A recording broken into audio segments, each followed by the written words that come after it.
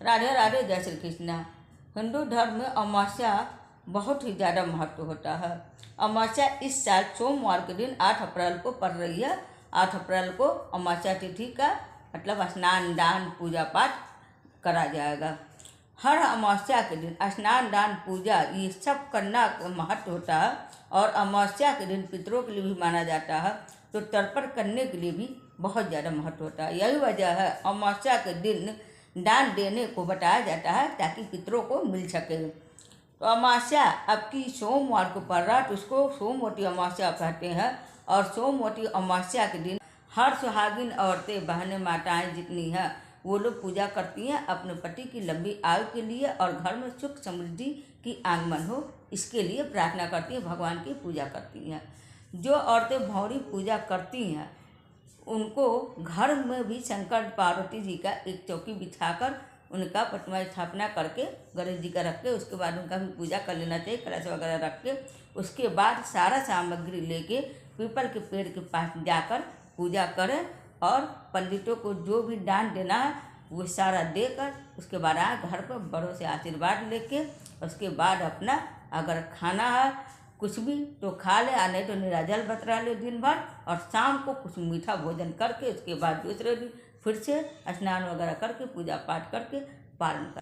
इस साल चैत्र मास की अमावस्या तिथि 8 अप्रैल दिन सोमवार को प्रातः 3:21 से शुरू हो रही है और रात 11:50 पर समाप्त हो जा रही है 8 अप्रैल को ही। जो लोग व्रत रहेंगे वो लोग 9 अप्रैल को सुबह पारण कर लेंगे।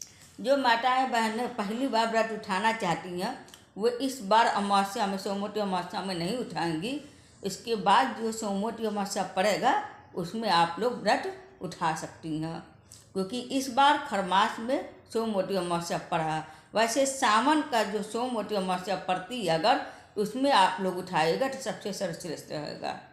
भौरी पूजा का हम विधि बता दें आप सबको। भौरी पूजा का वैसे लोग जानते ही होंगे, बहुत लोग जानते हैं, लेकिन जो लोग नहीं जानते उनके लिए भी मैं बता दे रही हूँ कि भौरी पूजा के लिए पीपल के पेड़ में जाके करना रहता है और सोना धोबिन का कहानी सुनना रहता है। तो सारा सामान आप इकट्ठा कर लीजिए, श्रृंगार का सामान ले लीजिए, अपना आर्थिक स्थिति के अनुसार सारे सामान एकत्रित कर लीजिएगा। श्रृंगार का सामान जितना होगा, कपड़ा अगर वस्त्र अगर आप साड़ी वगैरह देना चाहती हैं तो आप दे सकती हैं, नहीं तो चुनरी या तो ब्लाउज का पीस आप रख के दान में दे सकती हैं। और दक्षिणा कुछ रख लीजिएगा।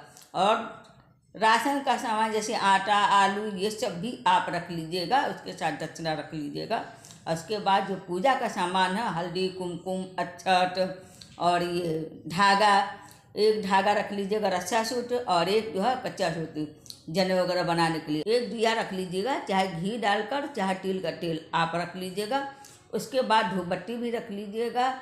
और भोग लगाने के लिए भगवान के पास कोई भी सामान, फल, मिठाई, चाहे आप घर से ही बनाकर पकवान लेके जाइएगा, जैसा आपका हो सके वैसा आप भोग रख लीजिएगा।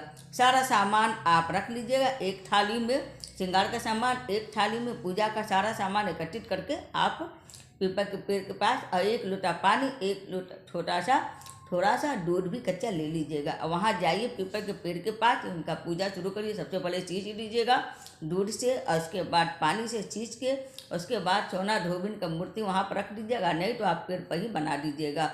उसके बाद आप सबसे पहले दिया जलाइए। दिया जलाने के बाद गौरी जी, गणेश जी रख लीजिएगा, चौपारी से बना लीजिएगा। और गौरी जी चाहे जिससे भी गोबर से या मिट्टी से या हल्दी से बना लीजिएगा, रख लीजिएगा। तो गणेश जी का पूजा सबसे पहले आप शुरू कीजिए। तो गणेश जी के ऊपर आप हल्दी, कुमकुम, अक्षत, फूल वगैरह चढ़ा दीजिए। उसके बाद गौरी जी का पूजा करिए, उनके ऊपर चढ़ा दीजिए। भोलेनाथ का भी अगर शिवलिंग है वहीं पर तो शिवलिंग का भी पूजा कर लीजिएगा, और नहीं तो नाम ले लीजिएगा। उनके नाम से पार्वती जी के ही पास, गौरी जी के पास ही आप चढ़ा सकती हैं। इस तरह से भोलेनाथ का भी पूजा आप कर लीजिएगा। उसके बाद पीपल के पेड़ पर आप तेल वगैरह सारा से डाल दीजिएगा, अक्षत, कुमकुम, हल्दी सब कुछ चढ़ा दीजिएगा उनके ऊपर भी छीटा मार मार के। उसके बाद आप सोना धोबिन का भी पूजा कर लीजिएगा। सोना धोबिन का पूजा करने के बाद आप परिक्रमा कर लीजिए। पहले धागे से आप परिक्रमा कर लीजिएगा। उसके बाद आप सामान से, चाहे मूंगफली, चाहे कुछ भी जो भी सामान है उससे आप परिक्रमा कर लीजिएगा 108 बार। फिर सोना धोबिन की कहानी जरूर सुन लीजिएगा।